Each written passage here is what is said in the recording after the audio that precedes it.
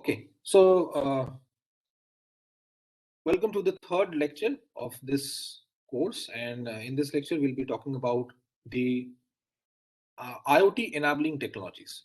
So in the previous lectures we have been discussing about the basic concepts of Internet of Things, how Internet of Things has improved our life, what are the basic components, what are we going to cover in this course, and now that we have a big picture view of the problem, in this lecture we'll look at a specific component of an IoT ecosystem, and that is the different hardwares with which we are going to work with. Okay, so in this course, in this lecture, we'll be covering first of all the discussion about sensors, which are the key element of any IoT ecosystem, which help us in collecting the information from the physical environment.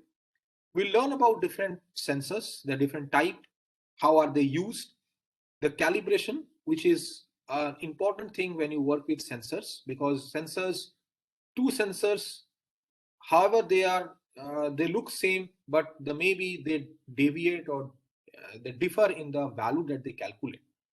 So if you are working with one sensor or maybe many sensors, the value that you obtain may not be same, they may be different.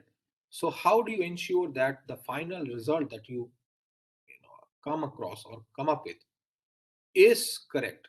Okay, so we'll talk about calibration in that sense, and we'll see multiple sensors which form arrays, or we call them sensor arrays. Why are they important? Where are they used? Then we'll talk about different sensing circuits, which are some hardware components that are used along with sensors that help us in collect and process the data so that some meaningful information can be extracted from them. Then we'll move on to how do you create a network of sensors, or how do you create a network of smart sensors so that the sensors can communicate among themselves. And we call that wireless sensor network, because these smart sensors, when they communicate wirelessly because they are at different places.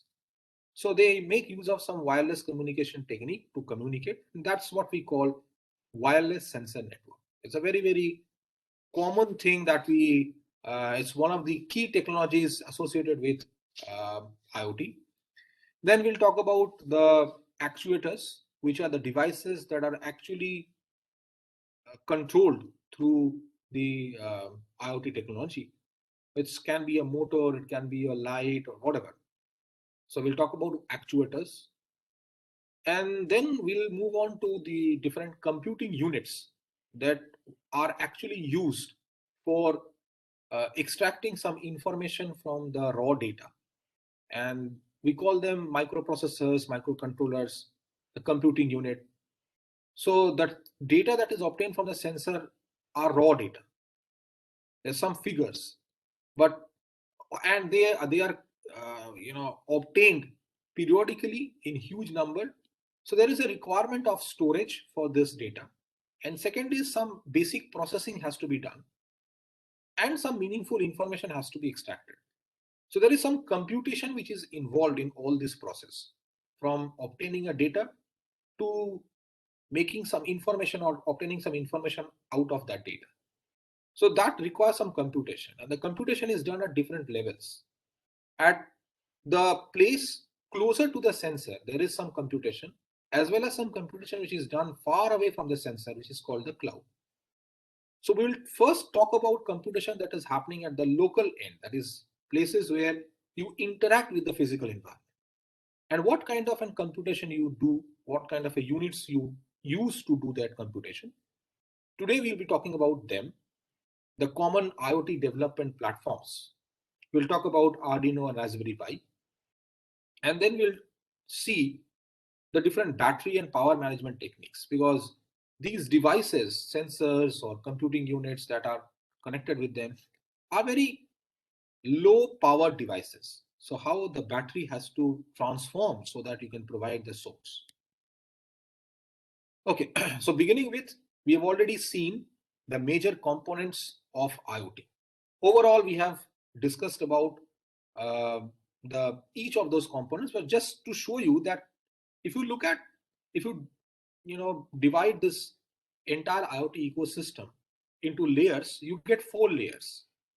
At the lowest layer is something called a thing or a device that interacts with the physical environment, and what it obtains is a data, right? So what you are interested in this entire ecosystem is data, and you see in the diagram, it's all about how the data is moving from one place to the other. That's the whole story in this IoT system. At the lower level, we have a thing that is collecting some data from the physical world.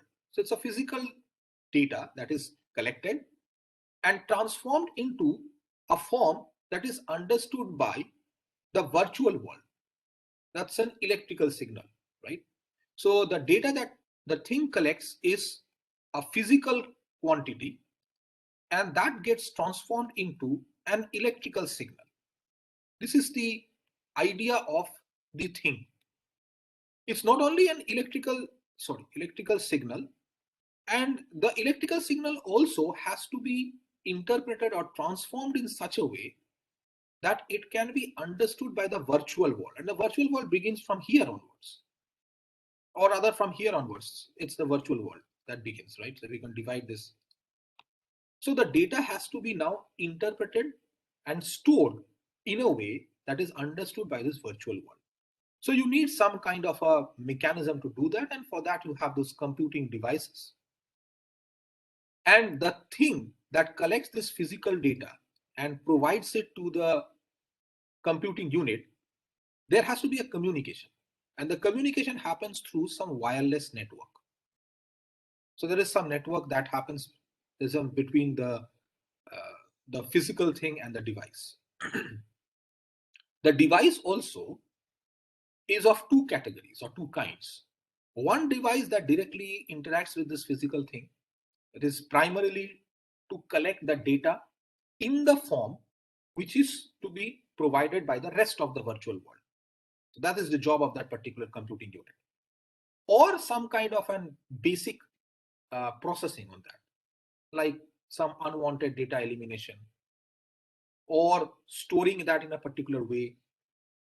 Now, apart from that, there is some other world where the data has to be sent.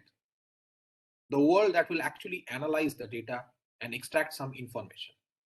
And the bridge between the two is something called gateway. This is also some kind of a hardware whose job is to take a raw data which is very low level and transform that into a form that is understood by the rest of the virtual world. A data on which will be used by some infrastructure. And the communication is going to use the internet. And there is some rules that are already laid down for communication through internet. So our data which is collected at the lower level and the data that will actually be transformed or transferred via internet, these two are different. There is a IP based infrastructure and a non-IP based infrastructure, a very raw infrastructure that does not care about any standards and all. And on the other side, the cloud, etc., there's very IP based infrastructure, a well structured rules laid down for that.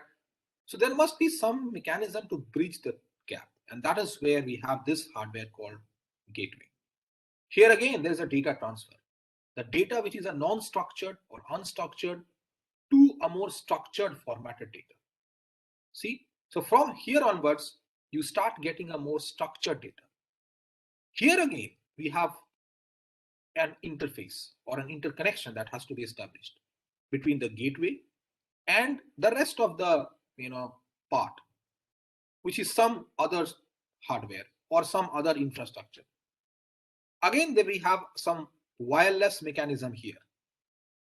But this wireless mechanism and this wireless mechanism will work in a different way, will work in different, following different rules. But the idea is to transfer data, right? Now here onwards, you get more structured data. And now comes this part, which is the more,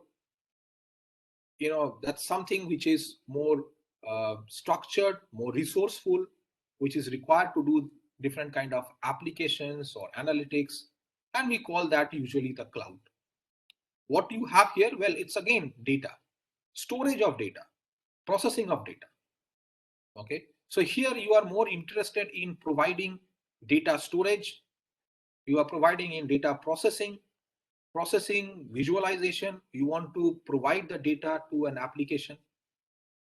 So if you look at this whole IoT ecosystem, you will find that it's all about data movement from the physical world to an intermediary device which collects the data, forwards it to a more structured data, and that structured data is stored. Then the data is stored in a certain way, it is analyzed, it is processed, it is displayed.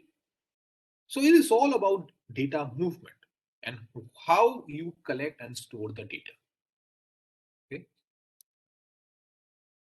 Right, we have already discussed about this.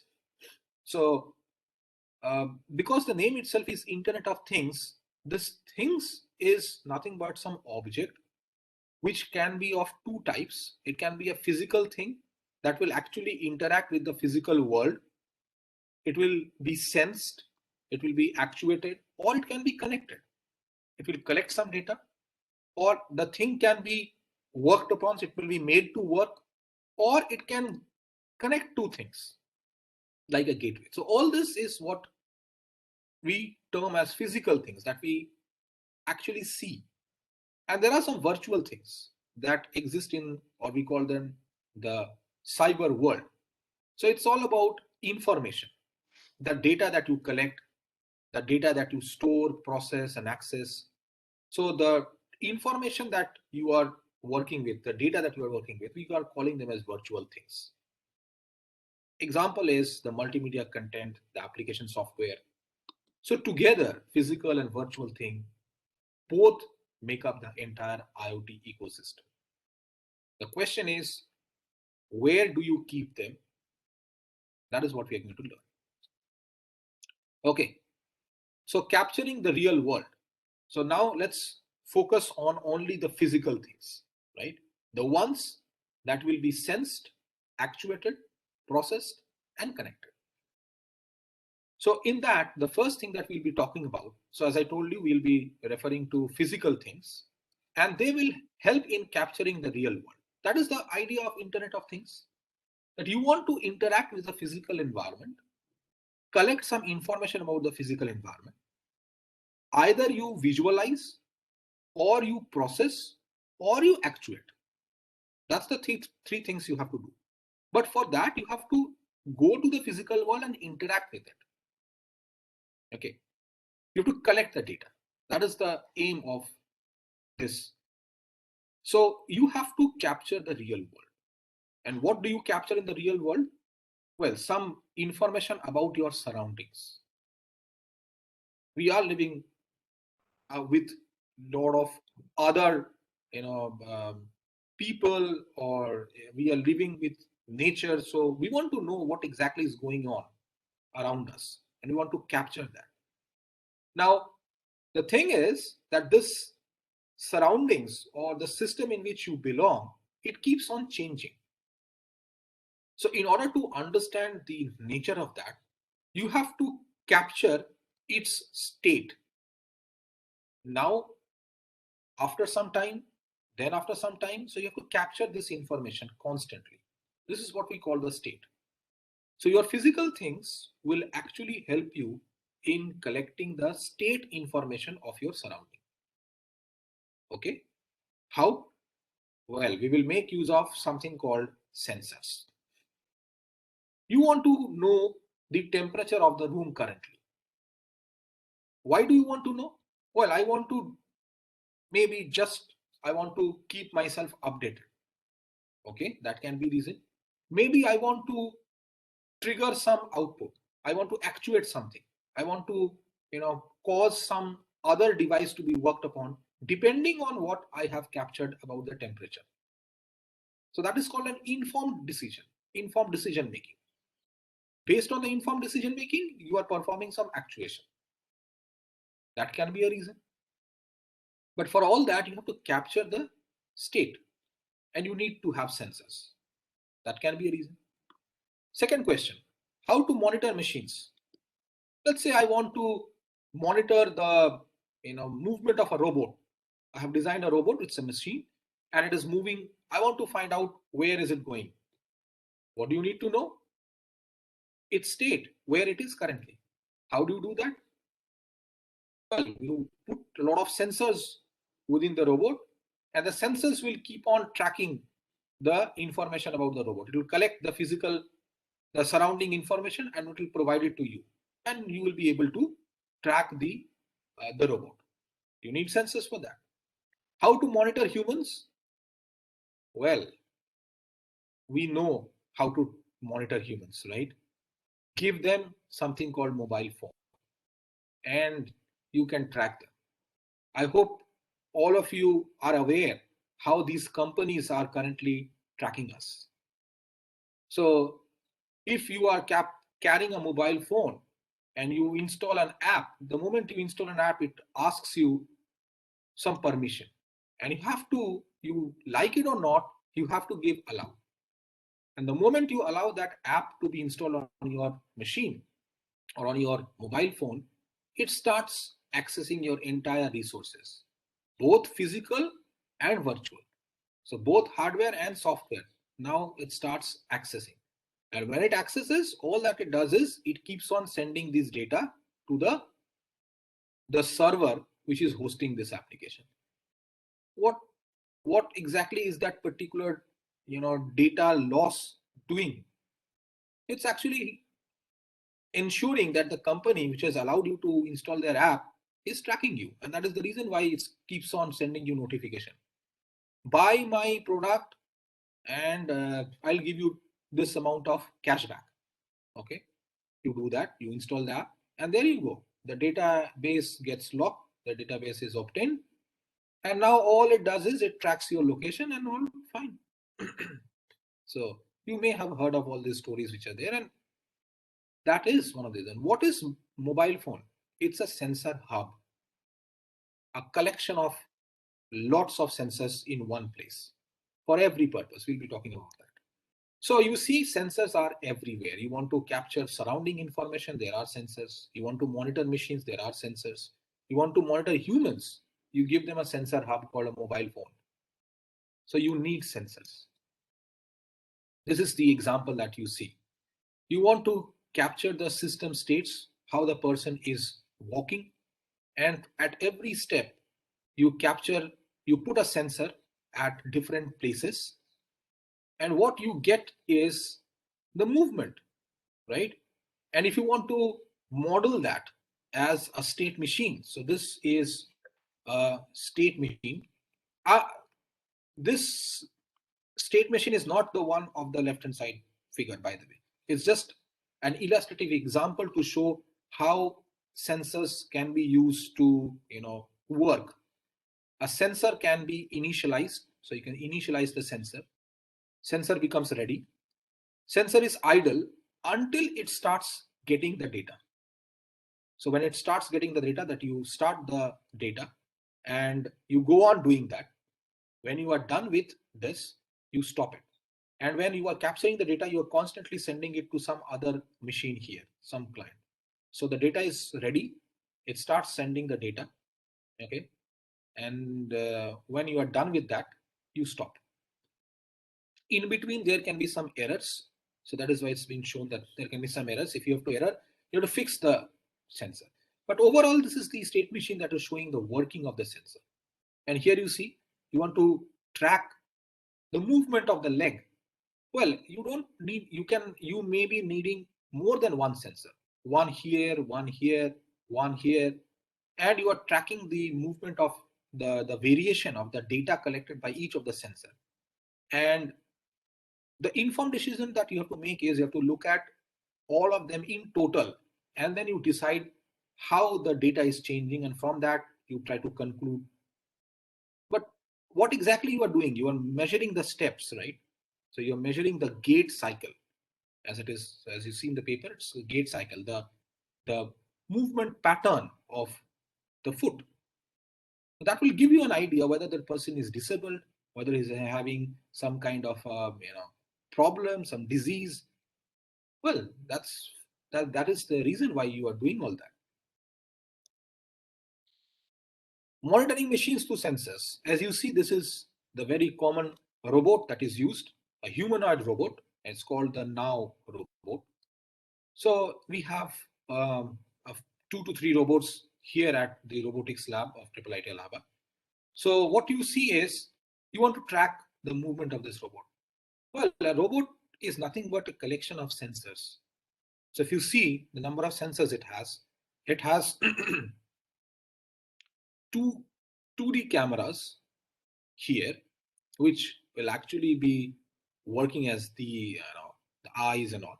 So what it does is it is a camera that is able to recognize shape, objects, and even people. You just have to program that. Then there are microphones that will pick up the noise or the sound. So we have 4 directional microphones and speakers through which it's able to convey the voice. Then there are 7 touch sensors. Okay, there are 10 sensors on the head, the hand, the feet, the sonar, okay, and the movement sensors, the inertial unit. We'll talk about that. What is it? These sensors are just to interact with the environment and collect the data. It has 25 degrees of freedom, which is allowing it to move in different directions and adapt according to the environment. It can sit, it can stand up, it can move. And here we have the pressure sensor, the foot. So you see, what are these all sensors for? Just to collect data of that particular machine, which is called robot. Okay, they are like the sensory organs of humans. We humans too are like kind of an collection of sensors. We have our sensory organs. Okay, so we have our sensory organs, and these sensory organs collect and send it to our brain, which is the microcontroller or the CPU, we can say, which processes that, and then it performs the action, right? So when you move to a place where you have a very chilling weather, your skin interacts with the environment and it immediately transfers through the information to the brain, which understands, okay, this is a very chilling weather and I need to put on warm clothes. So that is the informed decision you make so that you feel comfortable. You put on one warm cloth, still you are getting something from the skin that it's not enough. That information is correct. So the extent or the quantity or the measure of that particular data is also important. That's exactly what we are doing. We're constantly processing, sending feedback, and again from the data that is collected by the sensor skin, we are again processing. Okay, no, one warm cloth is not enough. I need to put on one more so that I feel more comfortable. This is the idea that we have. This is kind of an loop. You collect the data from the sensor, process. If the processing is okay, you get back, and that's exactly how robots have been designed, keeping in mind the same thing that humans work with. Okay, monitor humans. Well, if you look at this is the best thing that we can have. It's called mobile phone, and you see here the smartphone, as it is called. We have tons and tons of sensors. The accelerometer sensor, which tracks the movement. You turn your mobile phone and the screen automatically changes. Well, how does it understand that the screen changes and it has to now display it in a landscape way? There is some kind of a sensor that understands the tilt, the movement that has been there. The temperature sensor, which can collect the information about the different temperature of the surrounding. The color sensor, the humidity, proximity. Proximity is how close you are to a particular object. The touch, the gyro sensor, which again moves the rotatory motion, the tilt, the magnetometer, which is the magnetic field that has to be identified and located. So this is the best thing that we have. We have in our pockets this particular hub of sensors.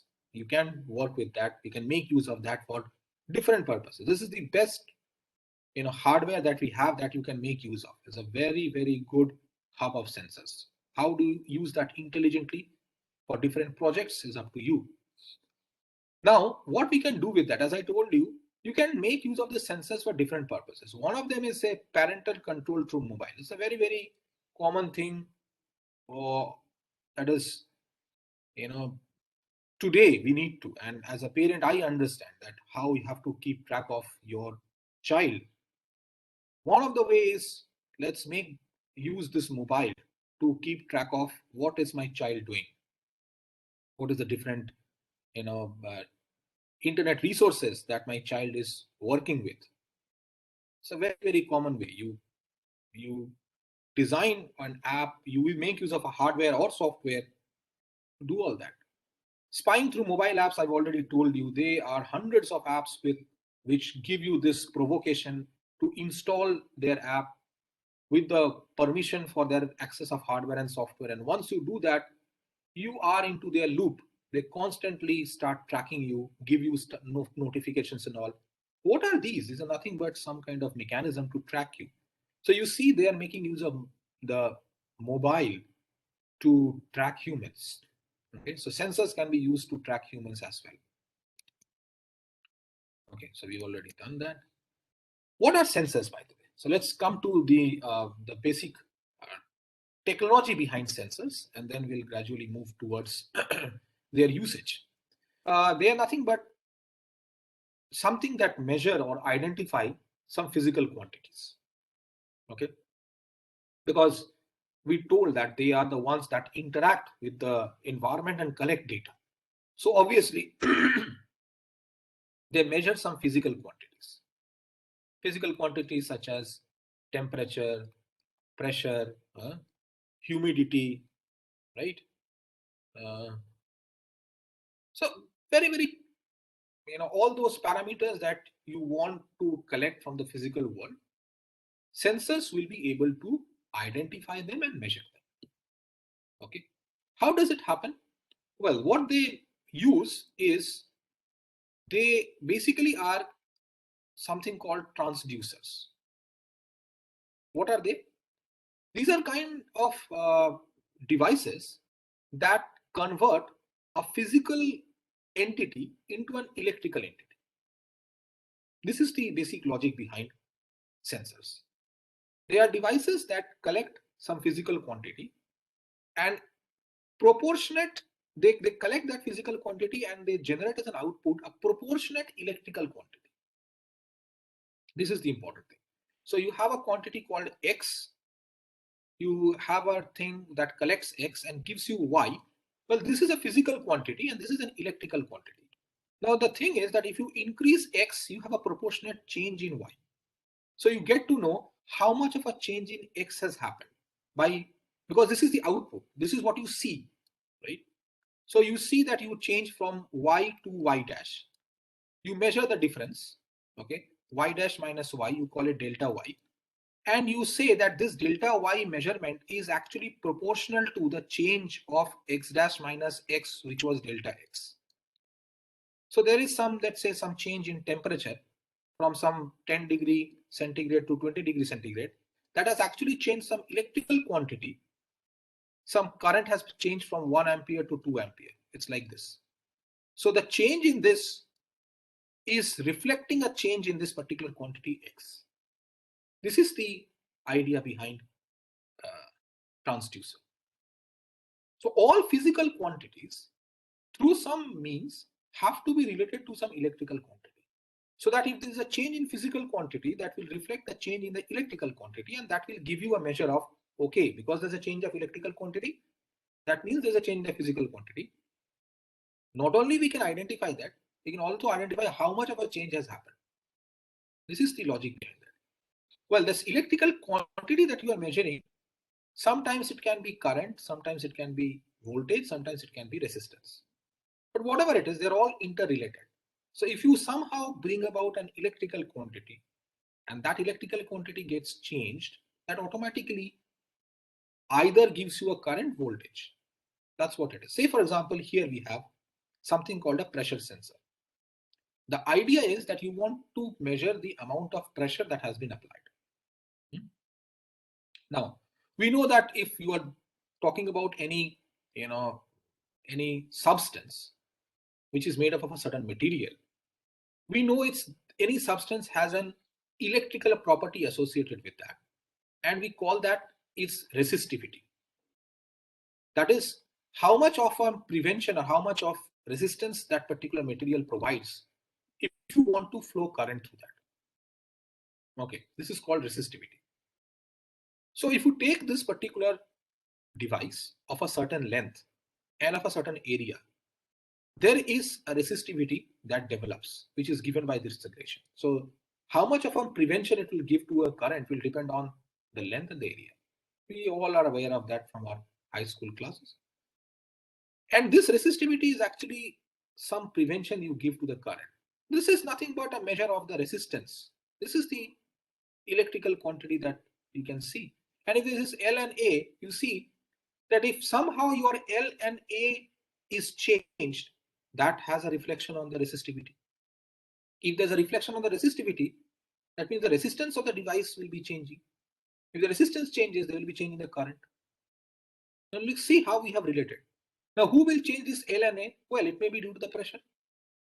So a change in pressure changes either L or A. That in fact changes resistivity. That in fact changes resistance. That in fact changes current. So you have a relation established between a physical quantity called pressure with an electrical quantity. So you see pressure results in change of shape. Change of shape means change of L or A. Change of shape means this is a change of resistance. And the resistance changes, there is change in the electrical signal. This is the basic phenomena. This is the physics behind sensors. Okay, and all the sensors, more or less, they try to figure out the corresponding, physical quantity, and they try to relate that with an electrical quantity, the design itself. So you have to think about the material that I will be using, which will actually cause due to the change in the physical quantity, there will be change in the electrical quantity. As we saw that there was a pressure sensor. So we have to find out how can we design these sensors. And for that, there are a few enabling technologies that help us in designing these sensors. Transducers were always there 10 years ago, 20 years ago, 30 years ago. It's nothing very new. Okay, all we know about transducers. But what has revolutionized this is that these transducers now are available at a very, very small size. Transducers which used to be very macroscopic now have become microscopic. You can bring that to the order of a coin, a button. This is the revolution that has happened. The VLSI technology, the fabrication technology of these sensors, of these devices, has allowed you to come or design or fabricate devices of such a small form factor. Look at this, and one of the key technology that has come up is the VLSI technology that has helped revolutionize this. And the idea behind VLSI technology is idea of semiconductors. As we know, the basic idea of design of IC chips is through semiconductors, where you have silicon wafers. It's like a plate that you get. And from that, you cut out this part. It's a big plate of silicon obtained from physical processes. From that, you take out this part on which you will be designing your IC chip. So look at the size, 15 millimeter square, such a small size. And in that, you will be putting your IC that you see here. This is the complete package. Now, what is inside this is this particular thing. This, as you see here, this cross section.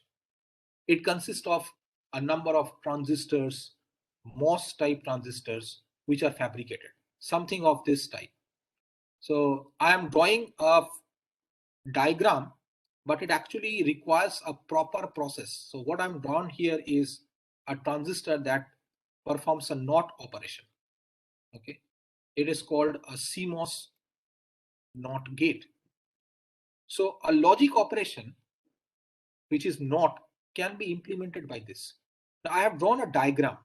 It actually has to be fabricated, and there's a particular process which is involved in fabricating all this. Now this diagram that I've drawn here, this is the corresponding, if you look at the fabrication step, this is one of such diagram that shows the actual fabrication. You have this gate. If I'm going to show you this is the gate that you're looking at. This is the schematic diagram, and this is actually the one that gets fabricated, where you have something called the drain, the source, the drain, and the gate, three terminals which work together, where the voltages are applied and a current flows in between them. Look at this diagram.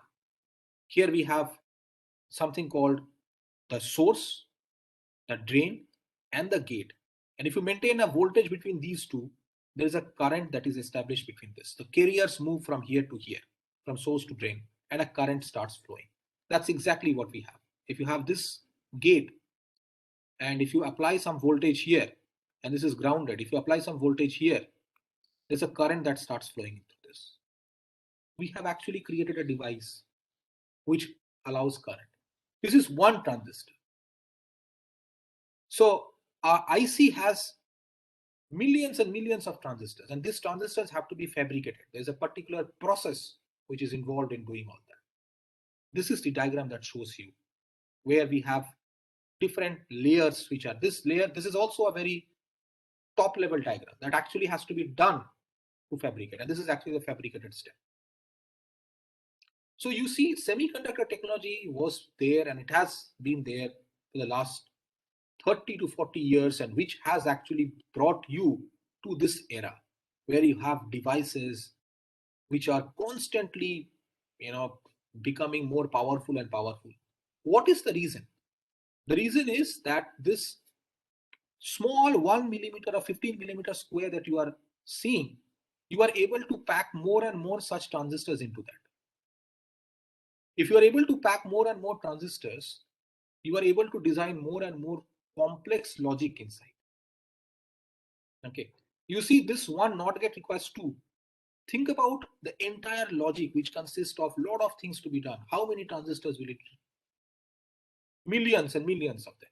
But if you are able to put that millions of transistors within that small square, you are able to create a more complex logic within that small form factored device.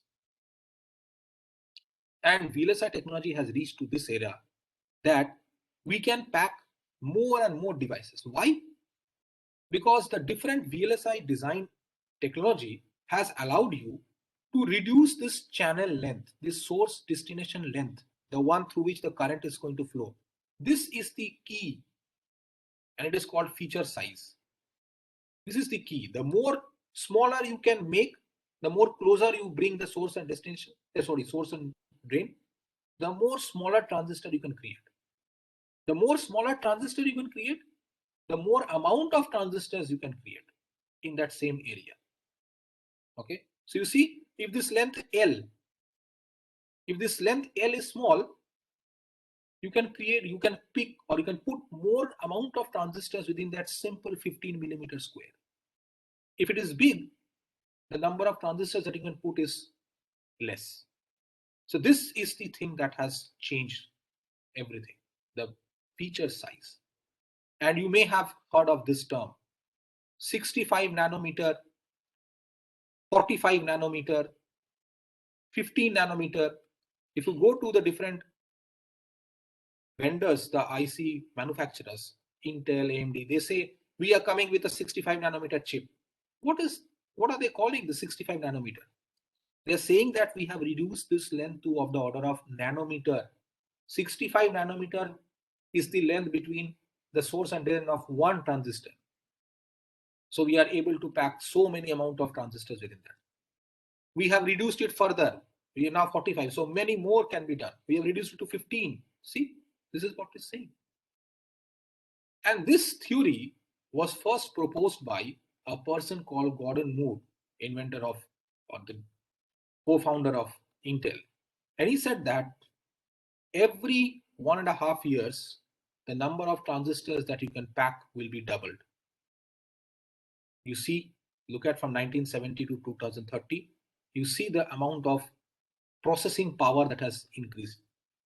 You may have realized that today your laptop that you are able to purchase at the same price which you were doing 10 years ago, now you are getting more powerful processor at the same price.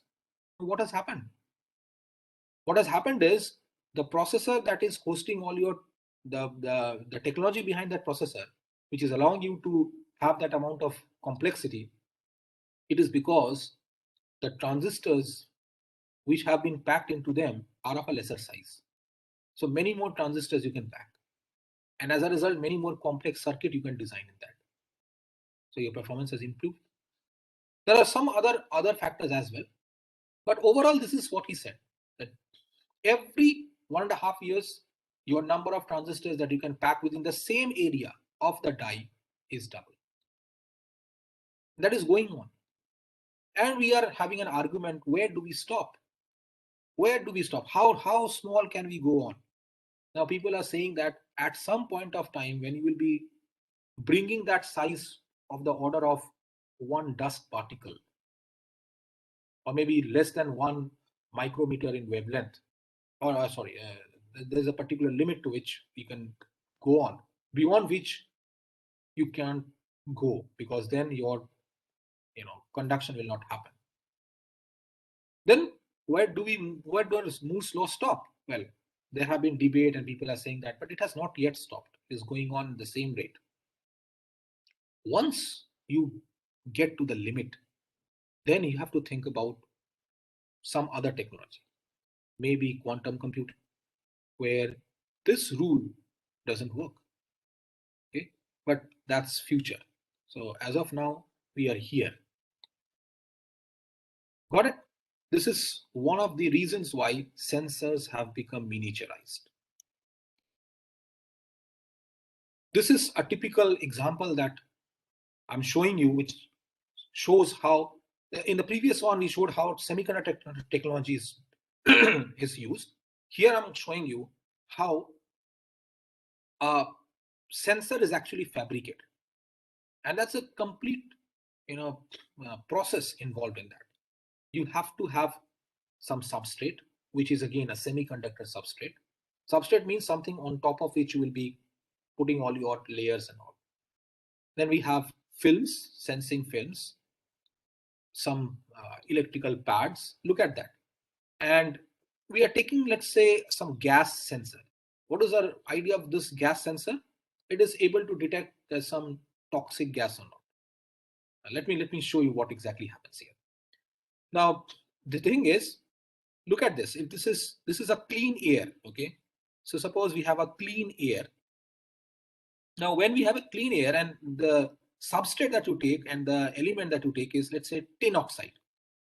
Now, what happens is this tin oxide particles, if you are in clean air, these oxygen particles, they stick to this particular sensitive layer. And all of them, they pull these tin oxide, ions towards the layer. So the tin oxide ions, they get pulled towards the layer. So there is no conduction between this, and there is no current. Okay, this is what happens in case of a clean air. In clean air, oxygen ions or oxygen atoms are more, they stick to the surface of that sensitive layer, which is there in that sensor, and they pull that tin oxide ions. So there is no connection between the two electrodes and there is no current. But if there is a toxic layer, then the oxygen supply is reduced. So now we have the toxic layer which is sitting on top of the sensitive layer, and these oxygen, these tin oxide ions are released. They fall down and they get connected, and then there's a current flow which is established. If there's a current flow, which means there's an electrical quantity which is detected and that is reported. See? So what happens is a physical quantity, which is the presence of a gas, actually creates or pulls this tin oxide ions, it releases the tin oxide ions which would have been sticking to the surface due to clean air. They release that, and a conducting path is established between the two electrodes, and a current is established. That's it. The moment a current is established, this electrical quantity is reported. This is the idea behind this gas sensor. Now, so this thing has to be designed. This has to be designed. For that, you need a substrate. You need a conducting material. You need a sensitive layer. So all this will be layered wise. You have to put. This is what has been shown here. Okay. So you have a substrate. On top of that, you put one by one the layers. And this is an interesting step of fabricating all this. And then you have to take out electrical connections, because the voltage that you will be measuring has to be measured, right? The current which will be established have to be measured. So there will be electrodes which have to be taken out, which will be giving you the measure of that. Okay. This is the idea behind fabricating a semiconductor based sensor. Remember, so there's a semiconductor involved. But the other technology that has revolutionized this IoT system, the sensor technology, is the presence of micro electromechanical system. Now, not only semiconductors, today we have mechanical parts which can be fabricated inside chip. And as you see here, they are mechanical and electromechanical, electrical and mechanical elements. What are they? They are moving structures. You can move because they are mechanical, right? So you can move. This is the accelerometer concept, the gyroscope concept. You change your screen of a mobile phone and it automatically understands that there is a tilt that has happened, and it changes the orientation of the screen. Well, what is there? There is a tilt that has this detected. There is inside some motors, the stepper motors and all. So you can now fabricate moving structures. It's not only static, but moving structures can be fabricated on a silicon substrate, and that is the reason why you have so many types of sensors available today. How are they done? Well, they have micro fabrication techniques. We have 3D printing. All these technologies have come up that has helped us. And the process of fabricating these chips is very similar to CMOS fabrication, except there are three differences. One, the devices now have mechanical properties, that is, they can move like micromotor. There are feature size, they are smaller compared to the normal P and N type of layers doped on silicon. And there are few unconventional materials which are used in designing all that. So apart from that, the entire process is similar. The steps involved, these three properties are which make them different. There are three figures which have been shown. These are things which have been fabricated inside. And as you see, there's a micromotor. So wheel, you see the spikes here, they are rotating, right? These wheels can rotate, and it's within a chip. Okay, this is the mechanical part that has been fabricated. There's a gyroscope which is able to, there's a magnetometer, and gyroscope means you are able to measure the tilt of a particular device. Accelerometer, which will be able to measure the linear motion, if there's any motion there. Okay, pretty similar to the normal sensors. There are different kinds of MEMS sensors which are there. Inertial sensors, the one which is very, very common. Inertial means will be able to measure the motion. Pressure sensor, gas sensor, humidity, chemical, biosensors. One example has been shown here, which is a pressure sensor. Again, we make use of something called piezo resistive. Now, piezo materials are those which show an electrical quantity on providing pressure. So if you apply some pressure, they vibrate. Okay. Or sorry, when you apply some electrical quantity, they vibrate. Or if you apply some pressure, they show an electrical quantity. So you see here, this is a capacitive action that is happening. This is a piezo resistor, this one. And there is, if you consider this to be a capacitance, this is an equivalent capacitance. And when you are applying pressure, this capacitance is actually the width is reducing. Right? Look at this. It's pressed and now it's reduced, curved. So the width is increasing maybe. And as a result, if you see that A epsilon by D, some kind of a capacitance relation. So if you're reducing here and here, you're actually reducing the capacitance. And if you're reducing capacitance, you're actually changing an electrical quantity. And C has a relation with V has a relation with I. So you can build an electrical relation from here. Okay, this is the idea behind the pressure sensor, MEMS pressure sensor. Then we have a very common accelerometer. Same concept. The idea is that we are able to measure the force applied, right? The movement. Now we know that this is equal to F equal to M into A. So if you are able to measure the acceleration, how much of a movement has been happened, you have to measure the force, and that will again be translated into mass into acceleration, or divided by x mass, you will get the acceleration. So that is the idea behind the design of an accelerometer. Okay, so as you see, the idea is that you create an acceleration. Acceleration in turn is due to some displacement, and the displacement will bring about change in an electrical quantity that will be detected as an electrical signal. So as you are, as you see in this diagram, the motion sensing happens, and you are actually measuring in a 3D plane where you are able to measure the change in the position from here to here, maybe in this. Let's say if I say, okay, what is the initially it was, let's say X, Y, and Z, and you are able to measure the Vx, the change in this. It's initially what was V2 plus initial velocity plus half AT square. Okay, so like AT square, something of this type. So making use of all these equations and all, you will be able to detect the velocity, the acceleration, and an equivalent electrical quantity will be sensed and detected. Similar to accelerometer, we have something called gyroscope. If acceleration, if linear motion, linear obviously in 3 dimensions as well, in X, Y, and Z. If you want to measure an angular motion, okay, so you use something called gyroscope, which measures 3 things. We call them yaw, pitch, and roll. So as you see that there are 3, axes, and you have a motion along the 3 axes. So you are able to measure the angular motion in about all the 3 axes. And that is what is the idea of gyroscope. Okay. So acceleration and gyroscope together is what we call something called IMU, Inertial Measurement Unit. Okay.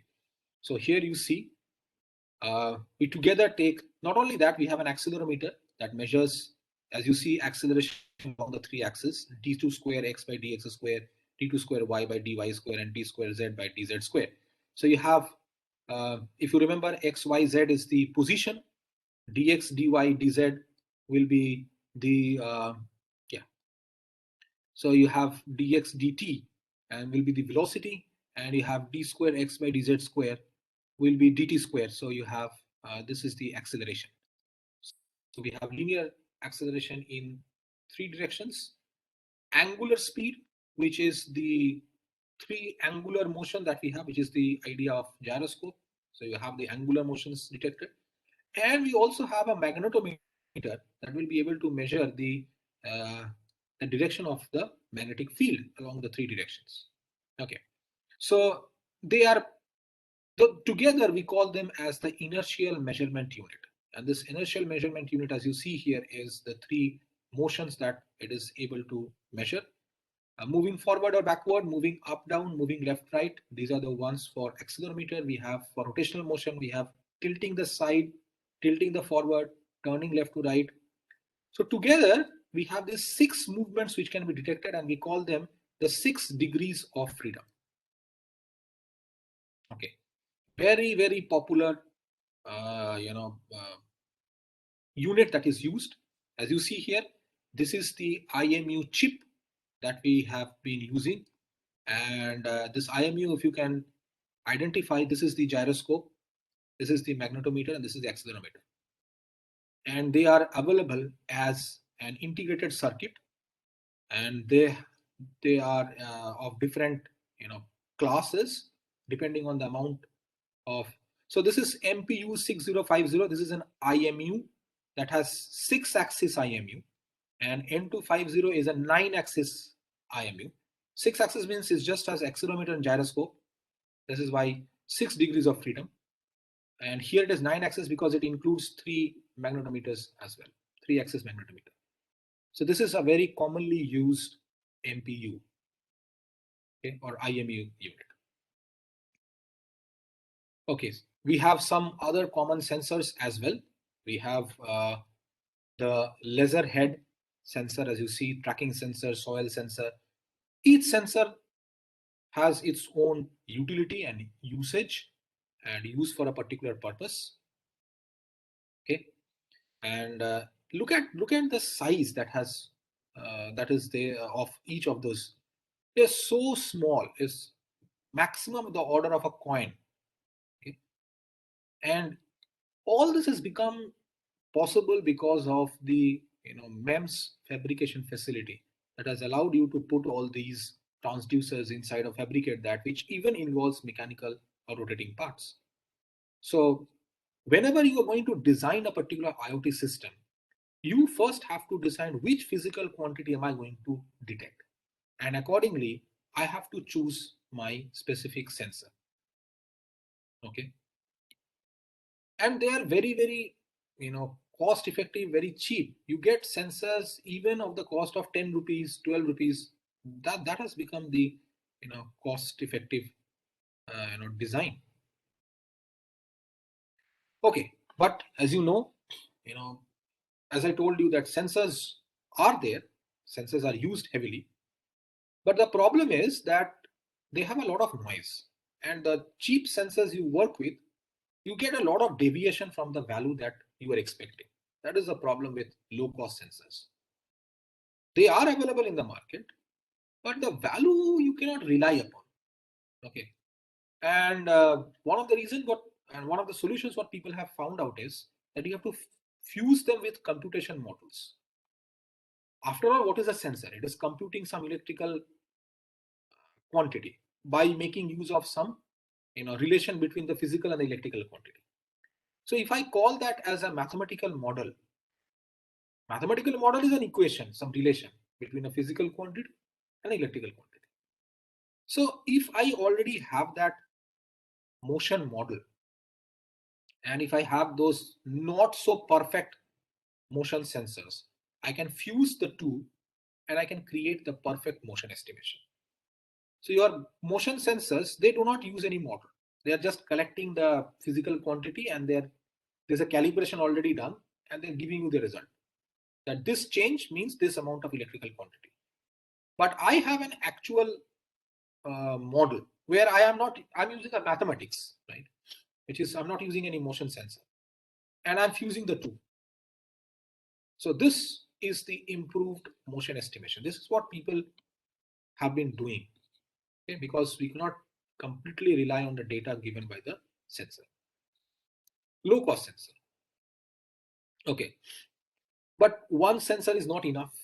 You have to go for multi sensors because there are a lot of situations where you have to collect data. Say for example, a patient, okay, and you want to obtain the clinical statistics of a patient who's in ICU.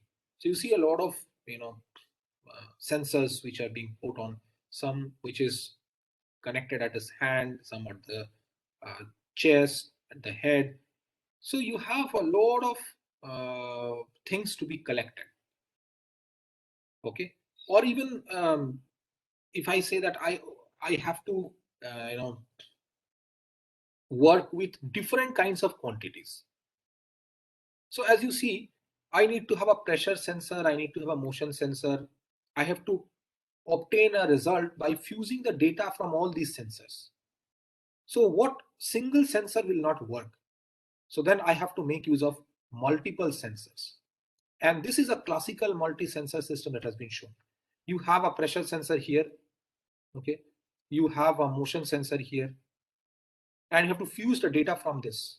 It's important because you have to collect a lot of data. As I told you, we also already have seen different IoT level design, right? Where we saw different levels. So where in many situations where you have to have, say for example, forest fire detection or weather monitoring, you have to get at one place itself a lot of data, a pressure data, wind data. So instead of having separate sensor modules, can we have one single module with multiple sensors? Say for example, you have a multi-sensor joint system. At all the joints, you have some sensors being deployed. So that will be collecting the inertial movement from every joint. Okay. So multiple no rigidly connect IMUs results in dynamic diversity. So you have to connect to all, lot of sensors have to be connected. And the third is co-located multi-sensor. So you have many sensors placed at one place. Okay. So this is the third kind of multi-sensor system that you have. Now there are a few advantages, which is very, very obvious, because we just understood that sensors are noisy. They deviate from the value. So if you have data collected from a lot of them, and if you're not happy with one, okay, you collect data from many, and then you take an average of them. So what happens is the noise also gets averaged along with the signal, and that possibly will reduce the noise. This is one of the reasons why we use multiple sensors instead of one, so that we can average out the noise. Second is fault detection and isolation. That if there is a fault in one, no problem, the other three will carry on and will complete the task. That's the third. And the second. And the third is spatial and temporal diversity. That I have different places where I can put different and collect it from different places. I can connect that. I can have a temporal diversity. I collect data of one sensor at one time, other sensor after some time. So in that way, I can have data collected from different places, spatial diversity, at different times, temporal diversity. So using a multi-sensor system is definitely advantageous. In fact, we have seen how IoT level 4, 5, 6, they actually require different multiple sensors to be deployed. So this is an example of an IMU array, inertial measurement unit. We have already seen accelerometer, gyroscope, and magnetometer. Okay. So interestingly, what you see here is it's like this, that you have the data that is collected from this IMU array. Okay. And the IMU array will collect that. And here we have a memory where you would like to store. So let's say this is a ROM or a RAM where you will be capturing this data. So the IMU unit will capture this, chip will capture and will put in it here. But there is different way in which you can do that. Let's say you have used 32, 0 to 31, 32 amount of IMU chips. Okay. So this is also an IMU chip. And this is, so as you see here, 1, 2, 3, 4, 4 fours are 16. So this is a 16 array. So let's say if this has to be transferred, this data after it captures will be transferring into a RAM. How will it store it? So the data captured from here, from here, from here, from here, they have to be placed one by one in an ordered way. So depending on that, maybe this one I will be first placing, then the data from here, then the data from here, and the data from here. So all 16 first of all will come, then the next set of data from this one, this one, this one. So depending on how we'll be organizing the data. Okay. So if you look at that data storage, you will be able to identify, okay, this is the data coming from this amount of sensors. But there is a problem with calibration. I mean, something we need for sensors, which is called calibration. What is that? Well, sensor calibration is adjustment or set of adjustments to perform or performed on a sensor to make the instrument function as accurately or error-free as possible. So we have to, make that error-free. Why? As I told you, that however similar sensor you try to bring, two sensors, they are not similar. very similar to humans. Even twins have some difference. So exactly the same thing for any, electronic or mechanical device. However, same source you take to design them, fabricate them, but there is Mother Nature puts in them some difference and some randomness is here, which gets manifested during packaging and fabrication. And as a result, what happens? Same two type of sensors, same two environment will give you two different readings. Now the problem, which reading should I take? Should I take A or should I take B? So there is a requirement for calibration. What is that? You have to adjust the readings. As you see here, the ideal response is this line that is going to. This is what I expect the data to be obtained. This is the the solid line that you see, the arrow, ideal response. And the imprecise response is all the red colored dots that you see.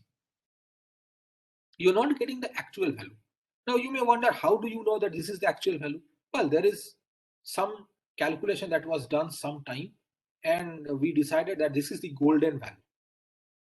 Now, when I take another sensor and I start measuring that, I see that it is not coming to that particular value, even if I have used the same operating conditions. So what I expect is that red colored dots will fall on this black colored arrow. This is what is expected. This is the expected out. How can I do that? This does not happen. So what I do is I have to reduce the error. Now, why do errors happen? Errors happen due to many reasons. Due to improper zero reference. You did not measure the initial zero. There was some already bias. I think you may have seen that when you go to some grocery shop and they have a weighing machine, the first thing they do is they bring it to a zero level and then they start measuring. This is what they do. They calibrate. They bring the zero to an absolute zero position and then they start measuring that. But let's say that zero value that they are bringing itself is not an absolute zero. So if the zero adjustment is wrong, then anything you measure on top of that will always have an offset in it. That is the problem. Now, sometimes it happens due to prolonged use, repeated use for some years. You are gradually start deviating. Your instrument was working now, 10 years after, it may not give you the correct result. It will start deviating. It happens with these sensors. Okay. So but your IoT ecosystem or IoT system that you are building has to go on for more than 10 years. So what you should do? But the sensor that you have used in your IoT system is a low cost sensor. After 2 years or 3 years, it is giving you wrong result. So you have to maintain that. So that is why you have to understand that how can I calibrate so that even if there is some kind of an error, it will tolerate and will rectify itself. There can be a shift in sensors range. Some sensor is measuring temperature, which is, let's say, plus minus 2. Some is measuring temperature, which is plus minus 5. Then there can be due to mechanical wear. This is more common in case of mechanical motors and all. They rotate. This happens, it wears out. Gradually, dimensions change. If you are measuring the pressure, lot pressure applied for many long time may have gradually the diaphragm or the pressure sensor gradually becomes tilted, depressed. So the capacitance value automatically will change and the value that you are getting is an error. But all these are very practical problems that happen. You have to take care of that. How do we calibrate? Well, the easiest way is you find out a golden result. We call that the reference, standard reference. Okay. How do you obtain standard reference? It can be an already calibrated sensor, some sensor that you know it is accurate. Take its reading and then compare it with your sensor reading. If it is deviating, you know that your sensor has to be adjusted. Other thing can be there are some standard physical reference. For example, we have already know that if I'm taking a temperature sensor, I will try to find out whether it is able to measure the boiling point of water as 100 degree or not. If it is not, if it is able, it is giving me 99.5 degree. There's a boiling water, but the temperature it is able to measure 99.5. I will understand that, okay, that I have to know that there's already an inherent error of 0.5 degree in that sensor. So whenever I will be measuring it for other devices, I will be adding some 0.5 with that so that I know the exact value. So you can test with some standard values that you know. For example, I know that if you are measuring an accelerometer and you know the gravity of 1g, if it is not giving you the value correctly by keeping it in that particular position, try to measure the difference and keep in mind that this particular device is having this amount of inherent error. Next time when you use it for measuring other devices, you have to add that. That is what we are doing. So calibration process is whatever measurement you have done, you are adding some gain and bias to that. Gain means it may happen that the value you have to multiply something and add some offset with this. So the result, the basic formula that we have is calibrated is measured times k plus b. This is what you call calibration compensation, right? So this is how you compensate the error that has been introduced in the sensor. Is that clear to everyone? Okay. Now, there are two types of sensors. We have analog sensors and digital sensors. Needless to say, you know the meaning of both, right? One that collects the physical quantity and gives you a continuous value of an electrical quantity. We call that an analog sensor. And one that collects the physical quantity and gives you a, a two-state output. It's called a digital sensor. Both are sensors. They collect physical quantity and give you electrical quantity. The electrical quantity that you get, if it is a continuous value, electrical quantity means either a current or a voltage versus time. If the current or a voltage is a continuous value, you call that an analog voltage. But if it is current, if this current or a voltage is only between two possible values, right, you call it digital voltage. So depending on what the sensor is providing you, you call it digital or analog sensor. If it is a digital sensor, it is very easy to handle because the data already is in a format that is understood by the next, logic and next device called the computing unit. So the data can directly be stored. So what is the aim of the sensor? The data that you collect from the sensor has to be stored. If you're getting digital data, you can directly store it. Okay, you don't need a special thing to store it. You getting it in digital format, 8-bit or 16-bit 0-1 pattern, and you are storing it. Okay, this is a typical example. The gas sensor that has been shown here, a touch sensor. The touch sensor that has been shown is this. But there are other category of sensors called analog sensors. And here you have to do some additional stuff. Because if this is an analog, now this has to be converted into a binary. This is the difficulty that you have. Because until you convert it into binary, you cannot store it. So this is the circuitry that you see here that is added to convert this analog signal into digital signal. So this is an analog sensor, as you see here, and this analog sensor will give you something of this type. So what we will do is, we'll convert this into a 0-1-0-1 pattern. How? Now it's very easy. What we do is we just take strips of this out. Okay. So instead of taking this is a complete thing. Let me give you this. Instead of taking this is some function f versus t. Now instead of taking it from, let's say, from 0 to capital T, I take it only for certain values.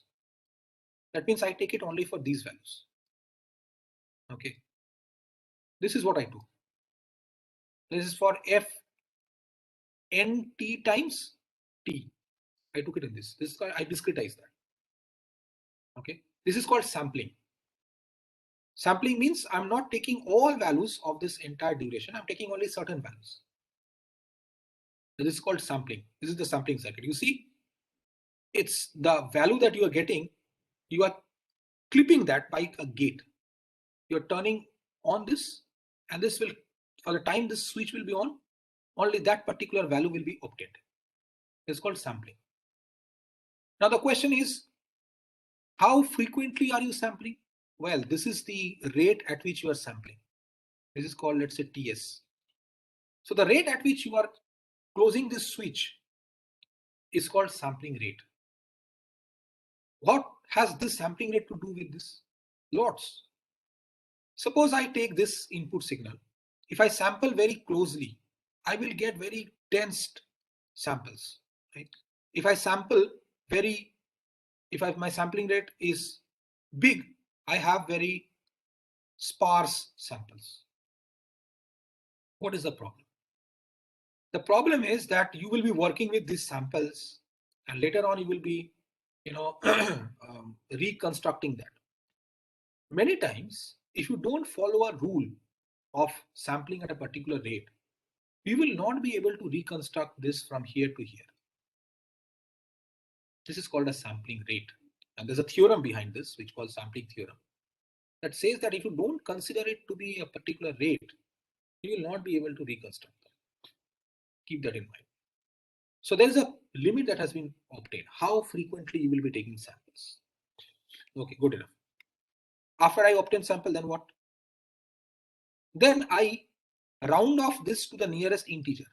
Suppose this is 5.6, this is 7.9. I round this off to 6. I round this off to 8. I round this off to -1. Now, when I have rounded off, I have got things in the form of integer. And when I've got things in the form of integer, I can always convert that into a binary. 1, 1, 0, 1, 1, 1, 0, 0, 0. -1 I create it into 2's complement. So now I have, from discretized, I have rounded off. That means I have quantized. This is called quantization. And after I have quantized, I have encoded, converted each of those integers into their binary. I do that. So this additional step I have to do, and this is what is called analog to digital conversion. This thing you are doing. Sampling, quantization, encoding. So the digital output that you have, so look, this additional circuitry you have to maintain in your analog sensor. Can't help it. Okay. Okay. Good thing is analog sensors are very easy to set up, but the problem is they're more noise prone because they are analog signals, so very, very noisy. Digital signals are already digital, less of noise, easy to connect to a computer system. So when you are choosing sensor, you should be very careful. What kind of sensor are you choosing, analog or digital? So as we have decided that it's not only necessary to collect data, you have to process the data, because there's a requirement of some additional thing to be done. What is that? You have some sensing unit, analog or digital, whatever. Assuming it's analog, so you are converting it to a digital data. Okay, so this is a digital data. And now the digital data has to be stored. Where? Some storage, which is memory. But this cannot directly reach memory. It cannot be directly stored in the memory. It has to go through some processing unit, which will be putting that in the memory. Right? So this step has to be there. From sensing unit to ADC. ADC will be communicating to the microcontroller, which is some processing unit. We'll talk about that tomorrow. And this will be storing it in the memory.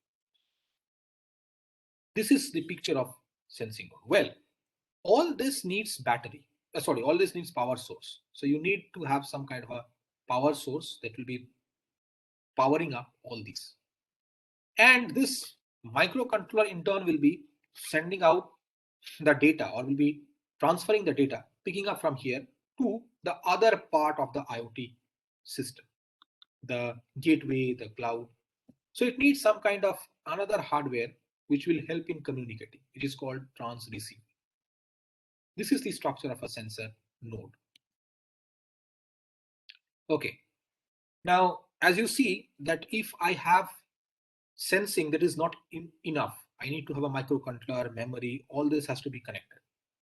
But if I put everything together in one, I call that a smart sensor. So you see here, you have a sensing unit, we have a signal conditioning, which involves all this removing noise, etc. We have an analog to digital conversion. Then you have some application algorithms which are already there. So you have an integrated processor along with that sensing unit. There is an integrated electronics which is performing all this operation. You have a built-in integrated circuit which is involving a microcontroller and sensor. Together they are forming one package. Okay, you are calling that as smart sensor. Now the idea is that it is able to not only collect and store data, also do some basic inferencing techniques, some inferencing operations such as, and so there are some algorithms which are already pre-computed or pre-programmed inside.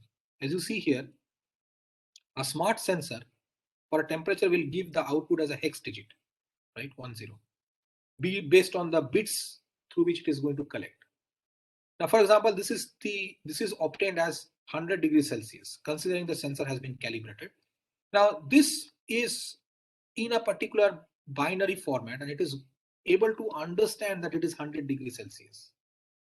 So this basic, that small amount of computation of calibrating, converting it into the decimal format, all this is there already there in the sensing. You don't need to send it to an additional computer to do all that task. It is done right at the sensor node. That is why we are calling it smart sensor. So the calibration itself is done there itself. So there's an integrated microcontroller that does all this processing. Okay, so sensor and microcontroller which is able to do all that calibration and computing is integrated. This is already discussed, so there's nothing. So we have an IoT sensor data acquisition system that collects the data, as you see, from the physical world. We have a sensor, conditionally, acquisition. And when I say acquisition, I mentioned that here itself we have all the data formatting and all. If you feel that this data computation, etc., is enough to dictate some hardware, which is called actuator, you can do it here itself.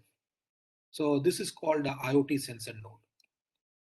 But if you require some additional thing to be done for which you need some special computer, you send it to a other data analysis technique, for data analysis to some sophisticated infrastructure. So we have signal conditioning plus acquisition hardware. We call that sensing circuit. This too. Sensing circuit along with acquisition hardware and actuator, this in total makes up the IoT sensor node. Okay.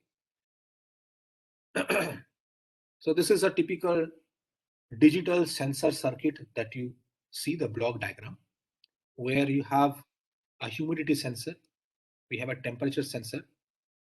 That together gives you the control logic, which is doing the signal conditioning and doing some calibration, etc. And the data that is coming out is using some interface, we'll talk about that tomorrow, and sending it to a microcontroller for performing some further operations. Okay. So I've already told you that if you need an IoT sensor node, you need to have a sensor, you need to have an analog to digital converter, which will be sending it to a CPU microcontroller, and then finally to the cloud infrastructure for analysis. Now, because there's a communication involved here, there's a data transfer, and there's an access rate at which this data is transferred. I mean, the data is transferred at a particular rate. This is called the access rate. So one should be aware of the access rate, and accordingly, the sensor will dictate the access rate. And the access rate will dictate how fast this particular operation is happening here. You have designed an algorithm that is working very fast, but you're not getting the data from the sensor at that rate. So it doesn't work out. So your sensor will dictate how quickly the data is made available. And the A to D will dictate how frequently you are able to sample and give the data. So that will be the rate. So your working of the algorithm will depend on how frequently you are getting the data. And that will be decided by the sensor node. This is the real-time sensor data processing system that has been shown. You have a camera, which is a sensor that is capturing the images, and then you are able to display them in real time. Now the question is, how quickly are you able to get that data? How quickly are you able to process that and then display it? So the real time, as it is, we intend to understand, is all depending on the data rate. Okay, so I stop it here today, and tomorrow I shall take up from this. We'll talk about the sensor node. We'll revisit this IoT sensor node architecture.